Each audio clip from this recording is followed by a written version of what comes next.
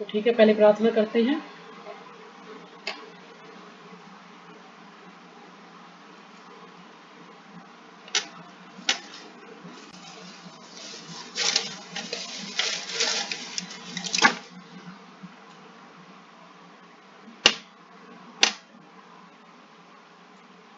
ओम अज्ञानतिमिरान्धस्य ज्ञानाञ्जनशलाकया चक्षुरुन्मीलितं येन तस्मै श्रीगुरुवे नमः।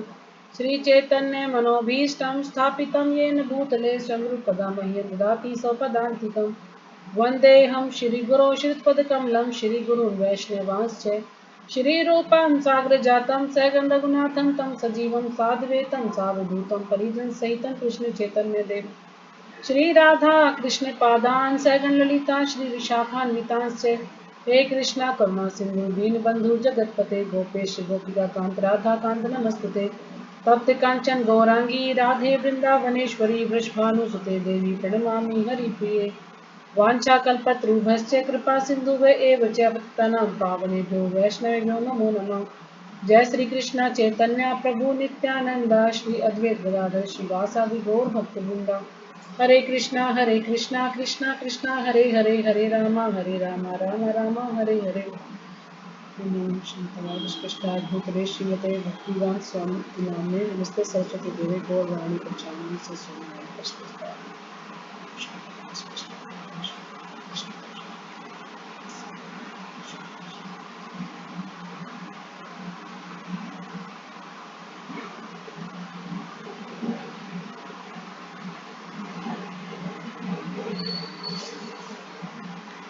तो आज हम शुरू करते हैं श्रीमद् भगवद गीता यथारूप। इसमें 18 अध्याय हैं, 700 श्लोक हैं और अभी हमें 10वें अध्याय पर, जिसका नाम है श्री भगवान का ऐश्वर्य, और श्लोक संख्या आज हम करेंगे 30। तो कल हमने किया था श्लोक संख्या 28 और 29। तो मैं हथियार में वज्र हूँ, गाय में सुरभि हूँ, संतति उत्पत्ति के कारणों में प्रेम का देवता कामदेव हूँ तथा सर्पों में वासुकी हूँ। अनेक फनों वाले नागों में मैं अनंत हूँ और जलचरों में वरुण देव हूँ। मैं पितरों में अर्यमा हूँ तथा नियमों के निर्वाहकों में मैं मृत्युराज यम हूँ।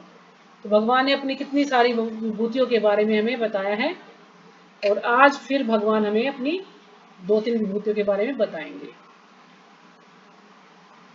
तो श्लोक संख्या 30 पढ़ते हैं हम। प्रह्लाद च अस्मि दैत्यानां कालः कलयतामहं मृगाणां च मृगेन्द्रोऽहं वैनतेयश्च पक्षिणाम्। तो जो भी माता जी पढ़ना चाहे पढ़ सकती है। हरे कृष्णा माता जी, दंडवत प्रणाम।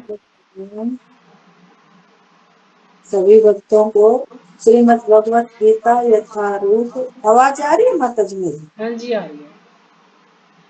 श्रीमद् भगवत गीता यथारूप अध्याय 10 और श्लोक संख्या 23। इसमें 10वें अध्याय में श्लोक है 43। प्रह्लाद च अस्मि दैत्यानां काले कालकलयतां मृगाणां च मृगेन्द्रोऽहं वन्यतेयश्च पक्षिणाम्। हरे कृष्ण माता जी, दंडवत प्रणाम सभी को। हरे कृष्णा माता जी, दंडवत प्रणाम। सभी के चरणों में दंडवत प्रणाम। श्रीमद् भगवत गीता यथारूप, कुल अध्याय है इसमें 18 और 700 श्लोक हैं। हम 10वें अध्याय पे हैं, श्री भगवान का ऐश्वर्य। इसमें कुल श्लोक हैं 42। 30वें श्लोक पर है हम अभी। प्रह्लाद च असीम दैत्यानां कालकलयताम् अहं मृगाणां च मृग इंद्र अहं विनत्य च परीक्षणाम्। हरे कृष्ण माता जी, प्रणाम। हरे कृष्णा माता जी, प्रणाम। सभी भक्तों को दंडवत प्रणाम। श्रीमद् भगवत गीता यथारूप अध्याय 10 श्लोक संख्या 30। क्रोध च असीम दैत्यानां कालकलयं ताम् अहं मृगाणां च मृगेन्द्रोऽहं वन्तेश्च पक्षिणाम्। हरे कृष्ण। हरे कृष्ण। हरे कृष्ण हरे माता कृष्ण माता दी, दंडवत प्रणाम। सभी भक्तों को दंडवत प्रणाम। अध्याय 10 श्लोक संख्या 30। प्रहलाद च असीम देता नाम कालः कलेताम मृगाणां च मृगोन्दरहं वेन्ते च पक्षिणाम्।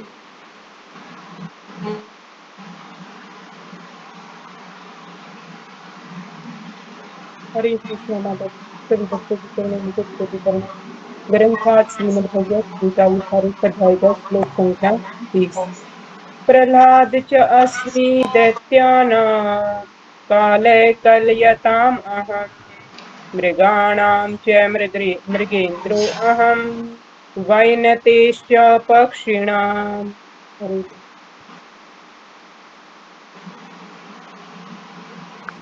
हरे कृष्णा माता जी, हाँ दंडवत जी, हरे प्रणाम। कृष्ण। श्रीमद् भगवत गीता यथारूप अध्याय नंबर 10 श्लोक नंबर 30। प्रहलाद च असीम दैत्यानां काले कलयतामें अहम मृगणामें च इंद्र अहम वेन्ते च पक्षिणामें है। हरे कृष्णा माता जी।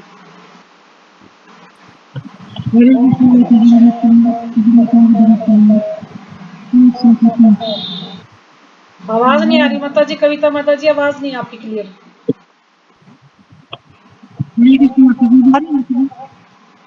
नहीं आ रही आज आपकी आवाज।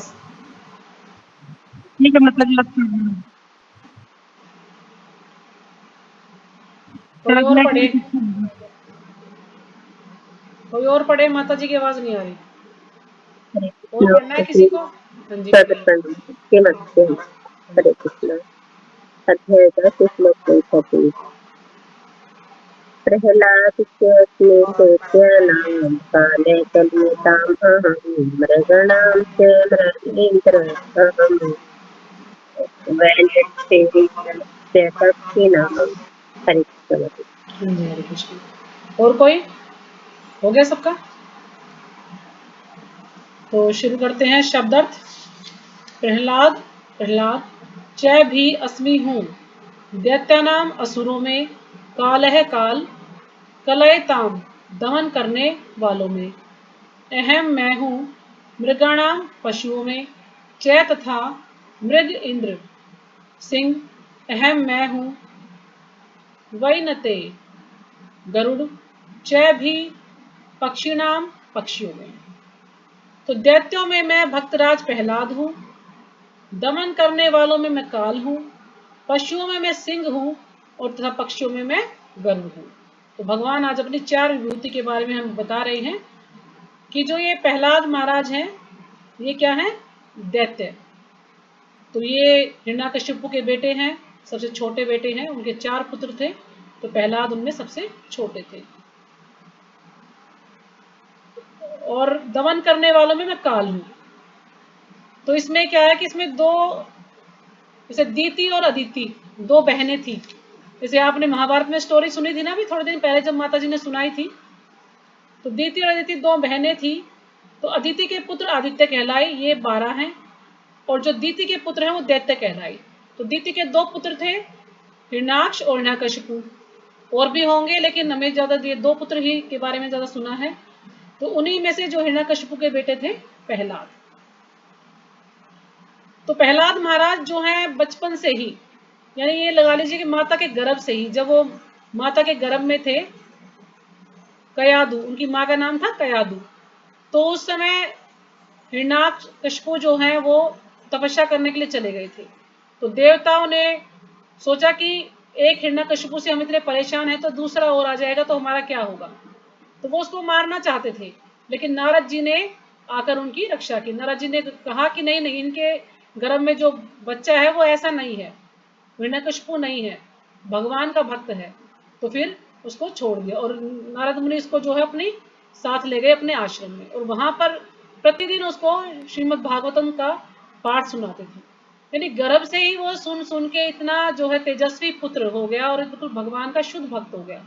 और गर्भ से बाहर आने के बाद भी उनके पिता ने उनके साथ इतने अत्याचार किए, आप सबने अभी स्टोरी देखी है, फिल्म देखी है, कितने अत्याचार किए, लेकिन फिर भी उन्होंने हिम्मत नहीं हारी। कभी ऐसा नहीं सोचा कि मेरे पिता मेरे ऊपर इतना अत्याचार तो मैं, है ना, पासा पलट दूं, मैं उनको छोड़ के भगवान को अपने पिता की बात मानूं, बिल्कुल नहीं।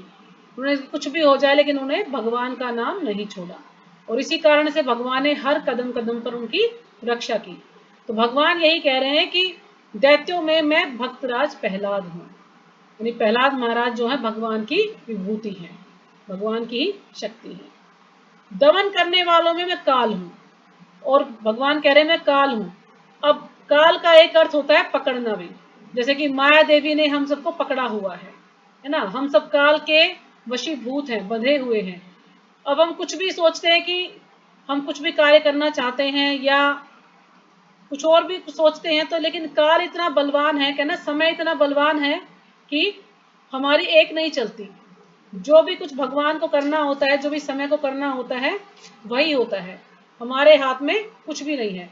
जैसे जब महाभारत हम देखते थे तो उसमें आता था ना कि मैं समय हूं, यानी भगवान ही काल है, और भगवान ही, अब काल के कारण ही तो पहले बच्चा जन्म लेता है, फिर थोड़ा सा बड़ा होता है ना, फिर जवान होता है, और फिर उसका विवाह होता है, कुछ बच्चे उत्पन्न करता है, और फिर एकदम से वो बूढ़ा हो जाता है जर्जर अवस्था में, और फिर उसकी मृत्यु हो जाती। तो ये काल का ही तो प्रभाव है।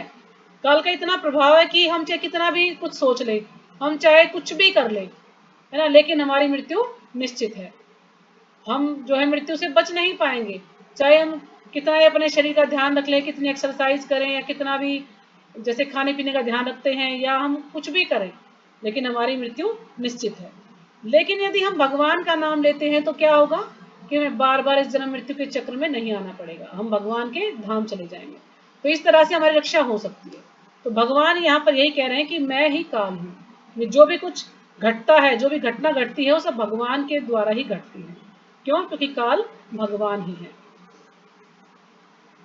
जैसे हम इतने देखते हैं अपने चारों तरफ, कितने आज वहां पर ट्रेन पलट गई, आज वहां पर जो है पहाड़ी जो है चट्टाने गिर गई, आज वहां पर बारिश होगी, बादल फट गया, कितना ये सब कुछ भगवान के द्वारा ही होता है, भगवान ही करने वाले। जैसे भी जम्मू कश्मीर में कहते हैं बादल फट गया, वहां पर जितने भी यात्री गए थे, वहां पर जितने भी वैष्णो देवी के दर्शन करने के लिए गए थे, वहां पर काफी सारे लोग मर गए, क्योंकि बारिश आने से बादल फट गया, और फिर चट्टाने जो है वो सरक गई, पत्थर गिरने लगे, और लोग वहां काफी लोग घायल हो गए, और कुछ लोग मर भी गए।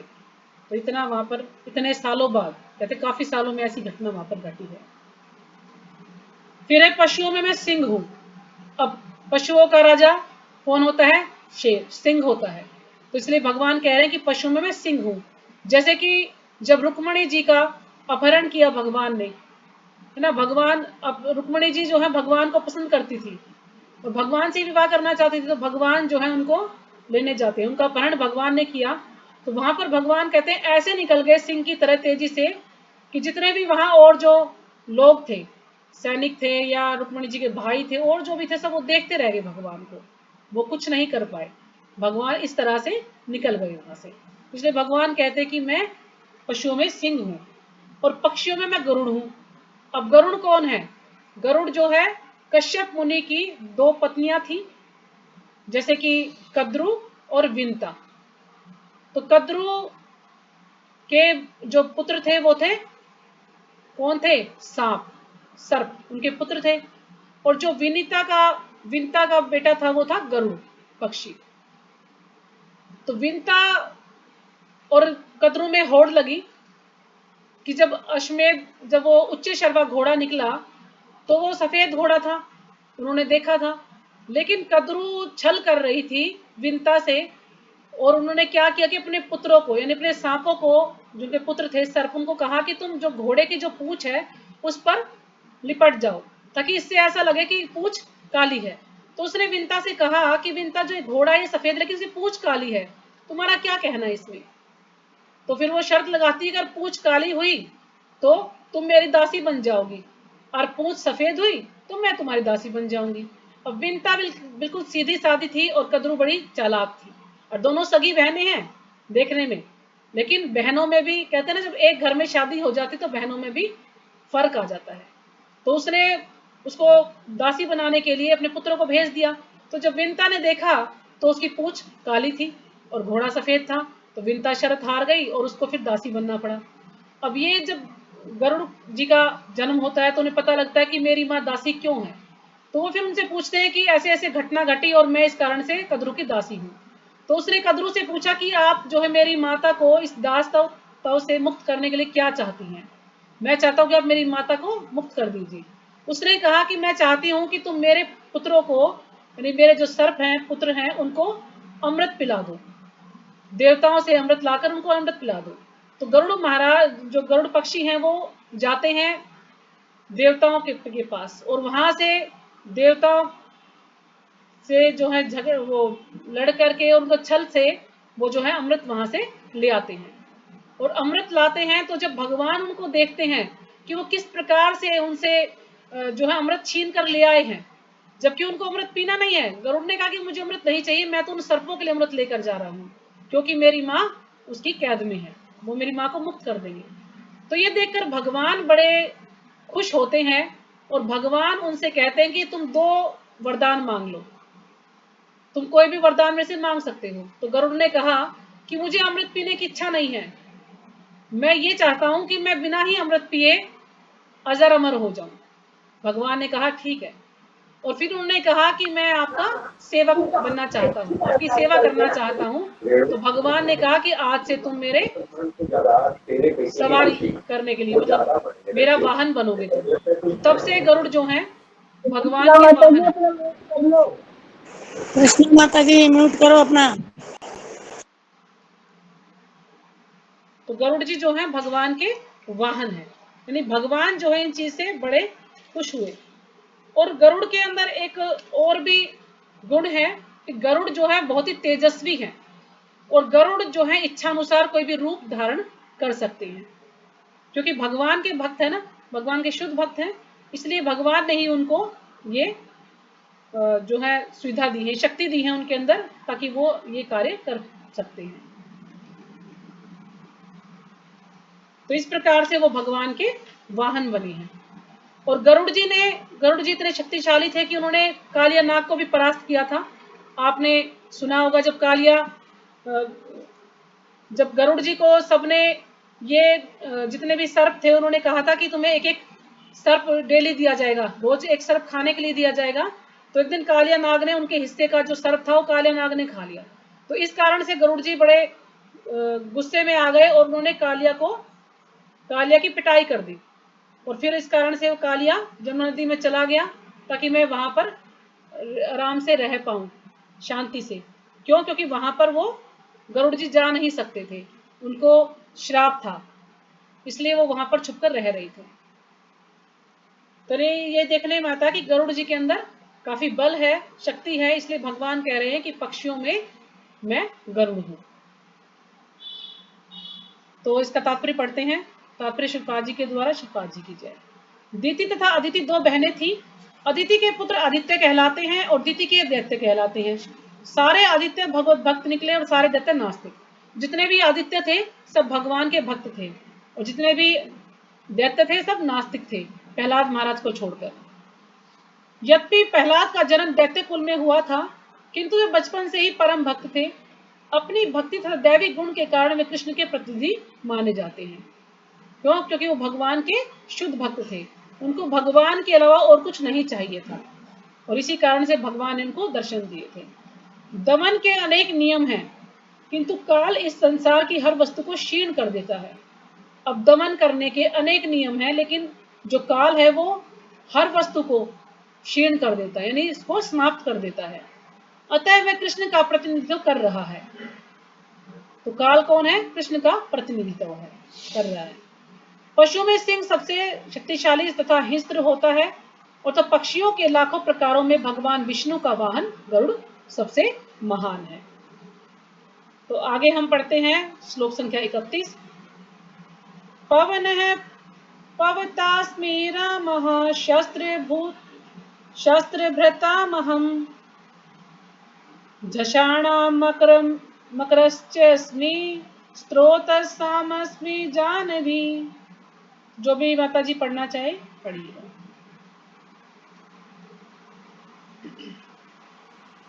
हरे कृष्णा माता जी हाँ जी। सभी प्रणाम। श्रीमद् भगवत गीता अध्याय 10 श्लोक संख्या 31। पवनः पवतामस्मि रामे शस्त्रभृतामहम् झषाणां मकर च अस्मि स्रोतसाम् अस्मि जानवी। हरे हरे कृष्णा माता जी, दंडवत प्रणाम। हाँ जी। बच्चों को दंडवत।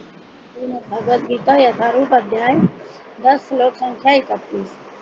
पवन पवन पवतामस्मि राम शस्त्रभृताम् अहम् झषाणां मकरस्य असीं शत्रुतास्म असीं जाह्नवी। हरे कृष्ण माता जी। हरे कृष्ण माता जी, दंडवत प्रणाम। श्लोक संख्या 31।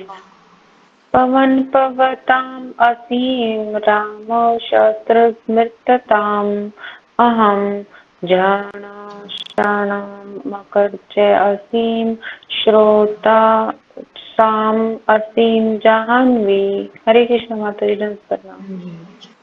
हरे कृष्णा माता जी प्रणाम। अध्याय 10 श्लोक संख्या 31।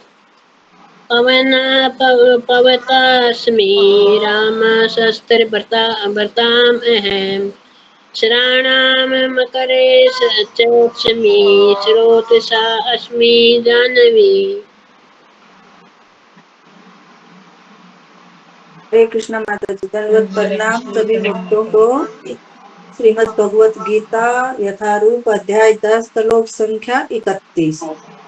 पवन पवता अस्मि राम शास्त्र भरता है झंझानाम मकर चास्मि श्रोता सास्मि जाहवी। हरे कृष्णा माता जी, हाँ जी। हरे दंडवत कृष्ण। प्रणाम सभी भक्तों को। और कोई हो गया सबका?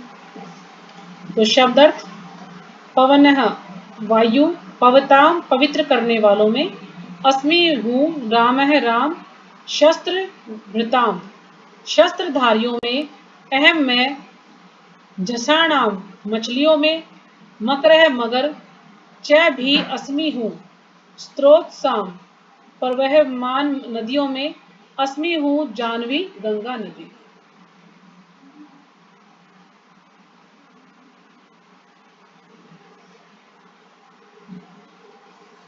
अनुवाद: समस्त पवित्र करने वालों में मैं वायु हूँ, शस्त्रधारियों में मैं राम हूँ, मछलियों में मैं मगर हूँ तथा नदियों में मैं गंगा हूँ। तो समस्त पवित्र करने वालों में मैं वायु हूँ। अब जो वायु है वो सबको पवित्र करती है। अगर वायु ना हो तो हम जीवित नहीं रह सकते। तो इसलिए भगवान कह रहे कि वायु कौन है? भगवान की ही विभूति है। अब हमें सांस लेना है, तो जैसे हम वायु अंदर लेते हैं तो वो क्या करती है? हमें शुद्ध करती है। और फिर हम कहते हैं ऑक्सीजन लेते हैं और कार्बन डाइऑक्साइड छोड़ते हैं, यानी शुद्ध वायु लेते हैं और दूषित वायु को हम छोड़ते हैं। अगर वायु ना हो तो हम कैसे जीवित रह सकते हैं? जैसे कि इसमें हनुमान जी के बारे में आपने सबने देखा होगा ना सीरियल में, कि एक बार हनुमान जी को क्या हुआ था? हनुमान जी, ये आता है वाल्मीकि रामायण के उत्तरकांड में, कि एक बार हनुमान जी जब छोटे से बच्चे थे तो उस समय क्या हुआ कि वो सूर्य देवता के रथ पर बैठे हुए थे, और जिस समय उनकी चंचलता के कारण इंद्र ने कुपित होकर अपने वज्र का प्रहार किया। अब जो हनुमान जी थे जब छोटे बच्चे थे तो बड़े चंचल थे, है ना, उन्होंने सूर्य देव को भी एक बार अपने मुंह में डाल दिया था सेब समझ करके। तो जब वो बैठे हुए थे तो कुछ ना कुछ वो उल्टे सीधे कार्य कर रहे थे। एक बार मुनियों को भी उन्होंने परेशान किया था, तो मुनियों ने कहा था कि तुम जब तुम्हें जरूरत होगी तो ज्ञान की भूल जाओगे तुम, कुछ ऐसा उनको बोला था। तो इंद्र ने क्या किया कि इंद्र ने अपने वज्र से प्रहार किया, क्योंकि वो शैतानियां बहुत ज्यादा करते थे।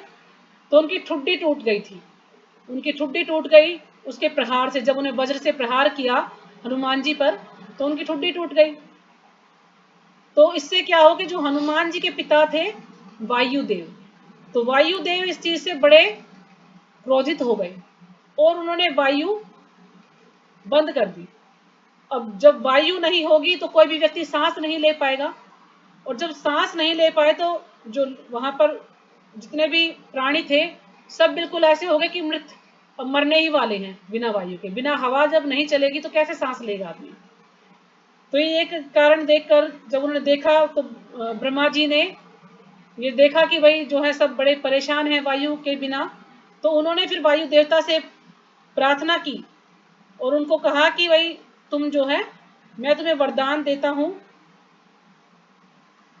नहीं, उन्होंने देवताओं को कहा और सभी देवताओं को कि तुम सब अपने अपने जो है वरदान हनुमान जी को दो। तो फिर वायु देवता इससे प्रसन्न हुए और तब उन्होंने जो है वायु को छोड़ा ताकि सब लोगों को वायु मिल सके और इस कारण से सब लोग फिर से ठीक हो जाएं। क्योंकि वायु से ही हमारा शरीर पवित्र होता है और हमारे जो भी दूषित वायु है वो बाहर निकलती है। यानी वायु का बड़ा रोल है, इसलिए भगवान यहाँ पर कह रहे हैं कि वायु मेरी ही विभूति है। फिर दूसरा है शस्त्रधारी में मैं राम हूं। अब राम भी 3 प्रकार के राम बताए गए हैं। एक तो हम भगवान श्री राम को भी राम बोलते हैं, दूसरा जो बलराम जी हैं तो बलराम जी में भी राम आता है, और तीसरा है परशुराम, परशुराम में भी राम आता है। तो जो इसमें कहा शस्त्रधारी, तो जो भगवान राम है वो शस्त्रधारी नहीं है, उनको अस्त्रधारी कहा जाएगा। क्यों? क्योंकि वो धनुष बाण चलाते थे भगवान, है ना, कोई तलवार नहीं चलाते थे, धनुष बाण थे उनके पास। जो धनुष बाण है उसको अस्त्र कहा गया है, ना कि शस्त्र कहा गया है। और जो बलराम जी हैं, बलराम जी को भी कहा गया है कि बलराम जी को शस्त्रधारी कह सकते हैं, लेकिन बलराम जी के पास ज्यादातर जो क्या होता है, मूसल और हल होता है। तो मूसल और हल भी एक तरह से देखा जाए तो ये भी जो है शस्त्र नहीं माने जाएंगे। क्यों? क्योंकि बलराम जी क्या करते थे कि उससे जो हल था उससे खींचते थे किसी को भी और मूसल से उसको चूर्ण कर देते थे। तो इसलिए, परंतु एक समस्या यह है कि हल तथा मूसल ये दोनों वस्तुएं शस्त्रों की सूची में नहीं आती। अब जो हल है और जो मूसल है वो शस्त्र नहीं कहे जा सकते, उनको भी अस्त्री कहा जाएगा। तो इस कारण से अब ये यहाँ पर जो बात कर रहे हैं शस्त्रधारी, ये बलराम जी भी नहीं है। तो शस्त्रधारी कौन है? परशुराम जी। क्योंकि परशुराम जी का नाम जो परशुराम क्यों पड़ा? क्योंकि उनके हाथ में फरसा, हमेशा फरसा रहता है और वो बड़े क्रोधित रहते हैं, और उन्हें 21 बार जो जितने भी क्षत्रिय हैं उनका बिल्कुल सफाया कर दिया था। और उन्होंने ऐसा क्यों किया था? क्योंकि जो कार्तवीर्य अर्जुन, जो हमने कल चर्चा की थी, जो कार्तवीर्य अर्जुन था उन्होंने उनके पिता को मार दिया था, जमदग्नि को। इस कारण से वो बड़े क्रोधित थे और उन्होंने जितने भी क्षत्रिय थे सबको सफाया कर दिया, कोई क्षत्रिय नहीं छोड़ा। तो 21 बार उन्होंने ऐसा किया, जैसे कोई क्षत्रिय दिखता तो उसी को उस समय पहुंच जाते थे उसको मारने के लिए। तो इस प्रकार से जब दशरथ महाराज को पता लगता कि परशुराम जी आ रहे हैं तो वो विवाह करने बैठ जाते थे, क्योंकि जब कोई विवाह करता तो वो उसको छोड़ देते थे, नहीं मारते थे। तो दशरथ महाराज ने इस प्रकार से काफी बार विवाह किया, उनकी काफी सारी पत्नियां भी हैं, लेकिन हम सिर्फ 3 पत्नियों के बारे में ही जानते हैं, उन्हीं के बारे में हमें पता है। तो ये हमें कहीं से सुना है कि बार बार जो है वो आते थे तो वो विवाह करने बैठ, इस कारण से वो बच जाते थे। तो इसलिए यहाँ पर जो बात हो रही शस्त्रधारियों में मैं राम हूं, तो कौन है? परशुराम जी।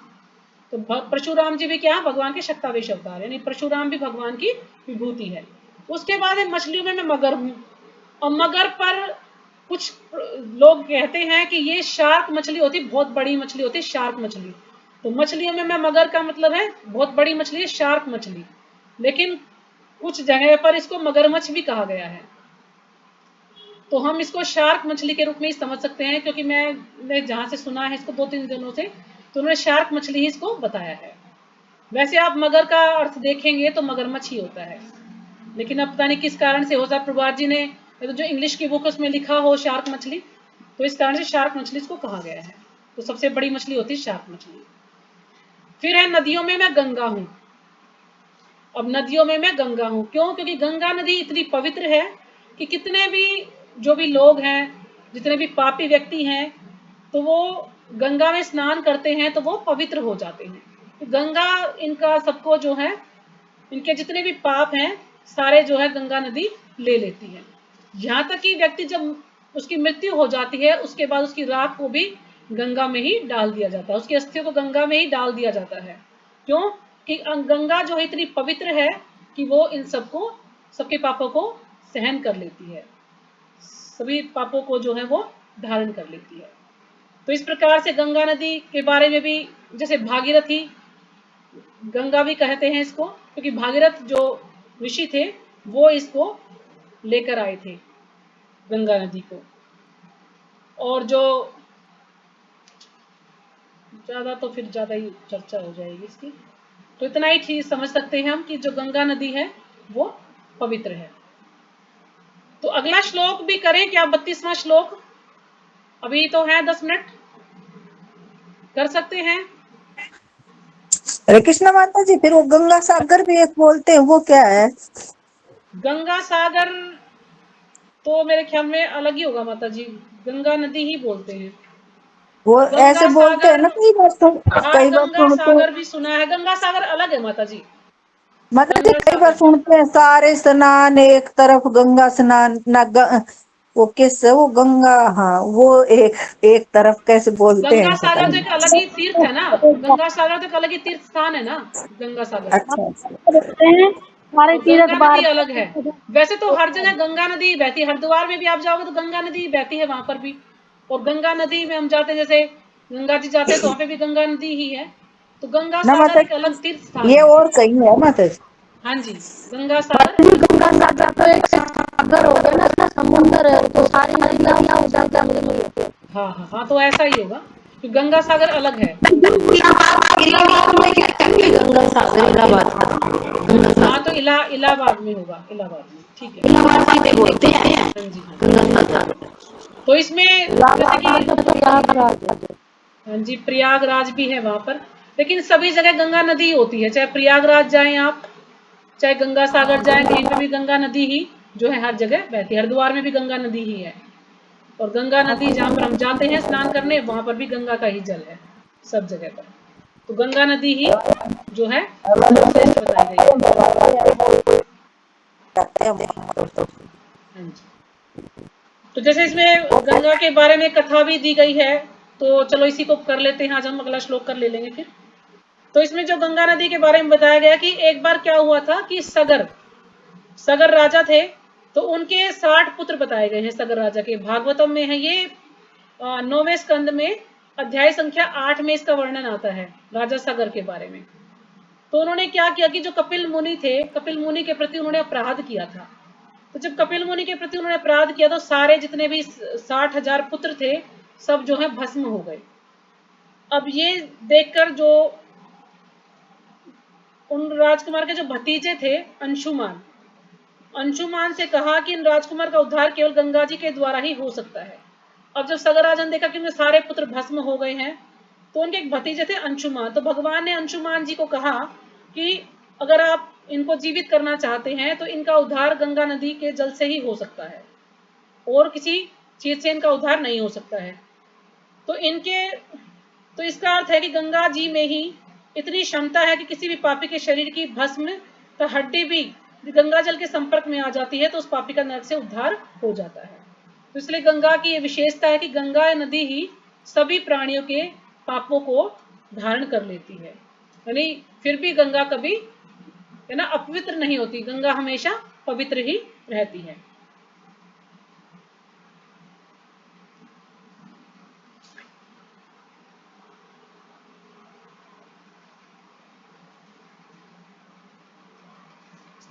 और गंगा को विष्णुपदी भी कहते हैं, गंगा का एक नाम है विष्णुपदी, विष्णुपदी भी कहते हैं। और ये किस कारण से कि जब वामन अवतार हुआ था, तो वामन अवतार ने 3 पग भूमि मांगी थी बलि महाराज से, तो उन्होंने एक पग में जो है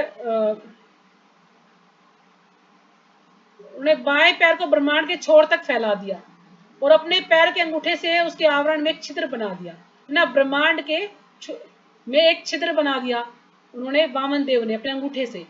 तो इस छिद्र से निकले कारण समुद्र के विशुद्ध जल से गंगा नदी के रूप में इस ब्रह्मांड में प्रवेश किया। यानी गंगा नदी कैसे आई है ये बताया है कि जब वामन देव ने अंगूठे से छेद कर दिया, तो जो कारण सागर है वहां पर है ना, कारण सागर में जो भगवान शयन करते हैं, तो कारण सागर का जो विशुद्ध जल है वो गंगा नदी के रूप में इस ब्रह्मांड में प्रवेश किया उन्होंने।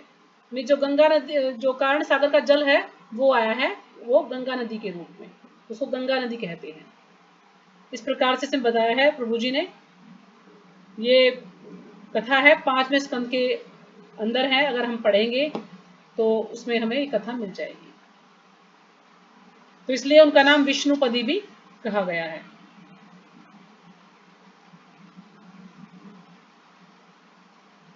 बस बाकी तो और कुछ नहीं है, तो इसमें इतना ही है। तो अगला श्लोक भी बड़ा है, तो उसको हम कल ले लेते हैं फिर अगले श्लोक को, क्योंकि उसमें भी समझाने का काफी है, कुछ समझाने के लिए उसमें।